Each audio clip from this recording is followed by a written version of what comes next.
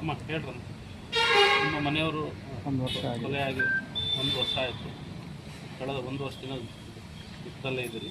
ಈ ಸಂದರ್ಭವನ್ನು ಯಾವ ರೀತಿ ತನಿಖೆ ವಿಚಾರದಲ್ಲಿ ನಮ್ಮ ಮನೆಗೆ ಸತ್ತು 1 ವರ್ಷ ಆಗಿದೆ. ಇವತ್ತಿಗೆ ದುಃಖದಿಂದ ಇದ್ದೀವಿ. ಅತ್ತೆ ಮಾವು ವಯಸ್ಸಾಗಿದೆ, ದುಡಿಯೋರು ಯಾರೂ ಇಲ್ಲ. ಪಾಪಗೂ ನನಗೂ ಮುಂದಿನ ಜೀವನ ರೂಪಿಸ್ಬೇಕು ಸರ್ಕಾರದಿಂದ ಮನೇಲಿ.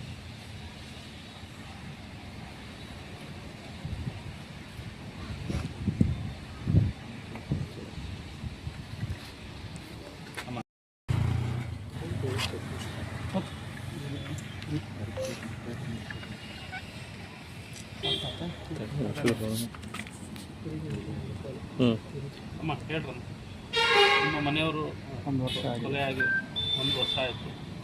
ಕಳೆದ 1 ವರ್ಷದಿಂದ ದುಃಖದಲ್ಲೇ ಇದ್ದೀರಿ.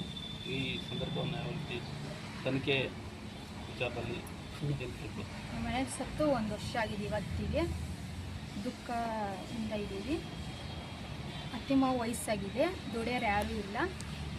ಪಾಪಗೂ ನನಗೂ ಮುಂದಿನ ಜೀವನ ರೂಪಿಸ್ಬೇಕು ಸರ್ಕಾರದಿಂದ ಮನೇಲಿ.